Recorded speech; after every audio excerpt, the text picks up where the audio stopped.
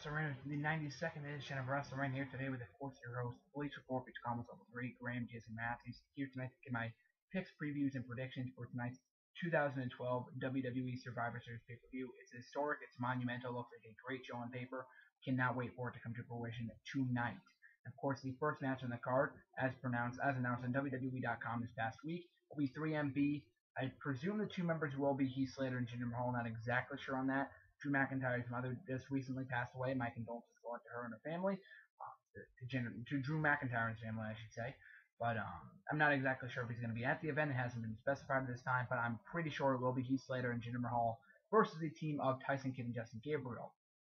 The only thing really fueling this matchup was it was supposed to be Zack Ryder and Santino Marella in the place of Tyson Kidd and Gabriel. Not exactly sure why they switched up the matchup. But irregardless, it looks like it's going to be a fun match to kick off the pre-show. Not really any incentive to this matchup at all to really watch it on the pre-show. I mean, these guys don't really have any relevance at all. 3MB are being pushed to the moon for some reason, winning most of the matches that they've been participating in recent months. I'm not exactly sure why. I don't hate the act. I don't love the act. They're just kind of there for me. I think Drew McIntyre should be utilized better, but as long as he's being utilized, it's all I care about. On the other hand, Tyson Kidd and Justin Gabriel, both amazing talents. Hopefully will be in the title picture at some point, either it be in singles competition or tag team competition. Those guys have tremendous talent. Hopefully they are in the title picture of some sort in the foreseeable future. Who I see going over here? Obviously 3MB, as I just said. WWE is determined and intent on pushing these guys to the moon for some reason, so I have to go with 3MB on this one. Won't really care about that much matchup, but one match I will care about will be the United States Championship matchup between Antonio Cesaro and R-Truth. Now, in my personal opinion, this is the first U.S. Championship feud that I have actually given a damn about since Dolph Ziggler versus Zack Ryder last year. Granted, Antonio Cesaro versus R-Truth is nowhere near Ziggler versus Ryder and what that was for the course of the 3 months in the remainder of 2011 last year. However, this has been a good feud over the U.S. title and finally giving the title some relevancy and prestige. Cesaro has been a good champion over the last 3 months. I've been really enjoying a lot of his matches. His character is being improved week by week. Same thing with the mic skills, but as long as he has the championship and he's a great wrestler, that's all I care about at this point in time. 10 miles better than Santino Marella, that's for sure. R-Truth, as I've said numerous times, I've liked him better as a heel. Don't really give two shits about him as a face. But even still, it should be a good matchup to say the least. He's been getting a lot of momentum lately, so I'm going to have to go with Antonio Cesaro as the victor in this one, still United States champion. Up next, a Divas Championship matchup as announced or made official this past week on Raw. Eve versus Caitlyn for the title. The match, I mean, it should be okay. I mean, we've seen this matchup a handful of times. Caitlyn isn't the best worker in the ring. However, she is improving. She's improved immensely since her NXT debut 2 years ago, so I give her credit for that. Eve should stay the Divas champion, and I have a feeling that she will, in order to further the feud between the two, maybe over the the whole iPad thing they've got going on lately. So that makes sense. I'm glad that Caitlyn's the #1 contender. She's a fresh face of the very few divas that they have left in the roster. This is a good feud they got going. Eve should go over here and have a feeling that she will, so I'm going to have to go with my prediction on this one. Eve, still your Divas champion after Survivor Series. So up next, we have Team Ziggler versus Team Foley. Team Ziggler consists of Dolph Ziggler, Wade Barrett, Damian Sandow, Alberto Del Rio. Cody Rhodes is unconfirmed at this time. He suffered an injury this past week on main event, so it's looking like he will be replaced. It hasn't been made official. Could be Tensai, could be Fandango. I'll get to that in a second as who I think should replace Cody Rhodes in the matchup, but I'll get back to that in a minute. As for they're taking on Team Foley, who will be consisting of Team Hell No, the WWE Tag Team Champions, the Intercontinental Champion Kofi Kingston, Randy Orton, and recently turned face The Miz. So this should be a great matchup. The storyline for this matchup and the meaning for it wasn't all there last week, because remember 3 weeks ago they had the whole promo between CM Punk and Mick Foley, the respect thing. That was going to be amazing. Unfortunately, it took Ryback and Punk out of this, so there goes the star power out of this. However, they built it up successfully this past week on Raw and SmackDown, so I'm very glad to see that. The action, this should be amazing. A lot of stars could be launched in this matchup. As I've said before, The Miz as a face is brilliant, so I don't think he should lose his first match as a face. I have a feeling that he should be one of these sole survivors in this one, maybe alongside Kofi Kingston since the two UC rivals, and that'd be pretty interesting. I wouldn't have a problem if Team Ziggler went over. I mean, the heels went over last year with Wade Barrett and Cody Rhodes surviving, so I would have absolutely no problem with them going over here. I don't really care who goes over, but should be a great match regardless. Will help the winner, whoever it may be. Miz, Kofi Kingston, Damian Sandow if he survives, if that's a long shot. Dolph Ziggler if he survives. I mean, I'm looking to Mick Foley at ringside as well. That's going to be cool. Looking forward to that. But yeah, I don't really have any hopes for who should win this match, but I have a feeling that Team Foley will go over here because they've shown more tension between one another, which usually signals that they will go over. Up next for the World Heavyweight Championship, Big Show versus Sheamus. Now, I will say this feud going in the Hell in a Cell last month was complete shit. Did not give two shits about that match or feud whatsoever. The match itself, the Hell in a Cell, was amazing. I mean, I'm saying going into it, I was not looking forward to it at all. The match itself was extremely surprising, pleasantly surprising, I should say. Both guys showed a lot of stamina, a lot of agility, a lot of good pure strength, unadulterated strength. Really enjoyed that match. And I'm looking forward to the rematch tonight at Survivor Series.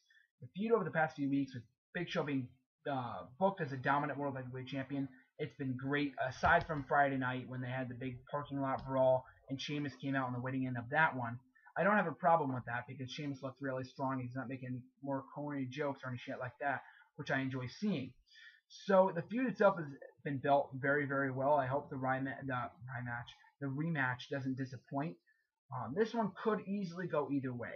I could see Big Show going over here, possibly leading to another matchup at TLC. I see this feud continuing regardless, but I don't know. I'm gonna have to go with Big Show on this one. I mean, I don't know. Big Show retaining would make the most sense, but with Sheamus being booked as as weak as he has been in recent weeks, I'm gonna have to go with Sheamus as your new World Heavyweight Champion after tonight. The only reason why I say that is because if Big Show wins the championship here, or if he retains here, I'm not sure how they'll get to a rematch between him and Sheamus at TLC. I mean, it's possible that they could go that direction, but I don't really feel the need to go to that direction. I think they could have.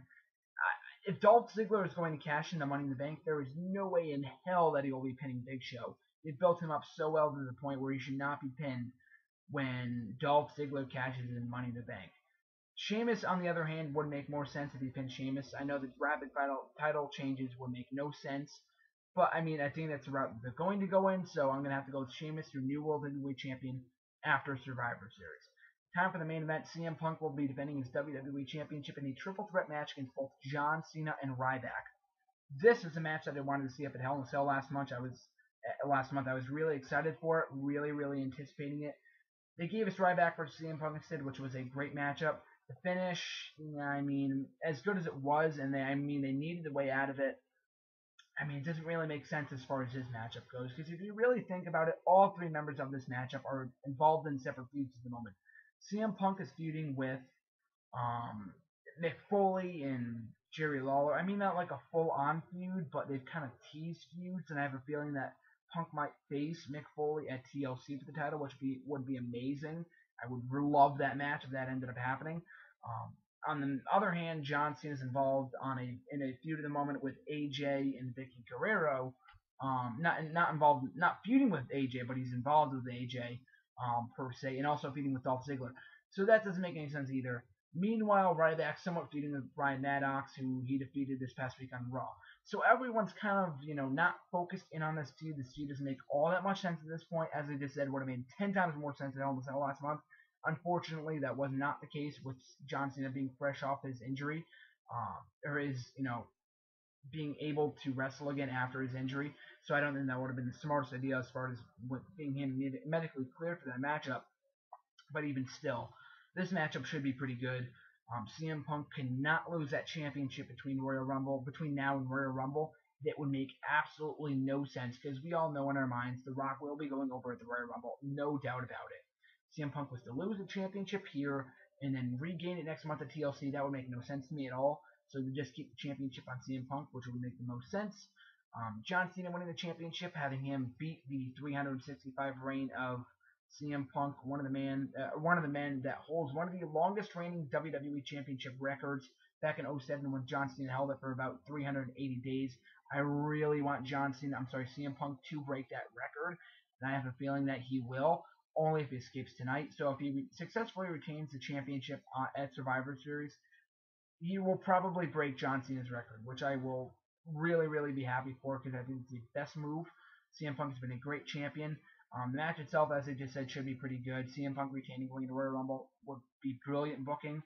Rock going over, I mean, and not being involved in house shows, that's going to cause a few issues, but that's 2 months down the line, so I'm not going to worry about that. As for right now, they should definitely have CM Punk be the champion for the remainder of the year.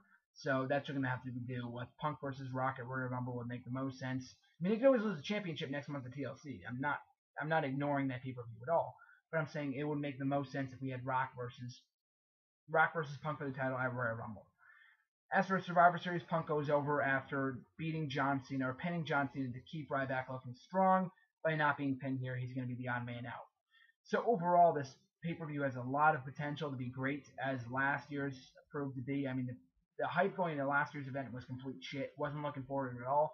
Ended up being a great pay-per-view, one of the best of the year.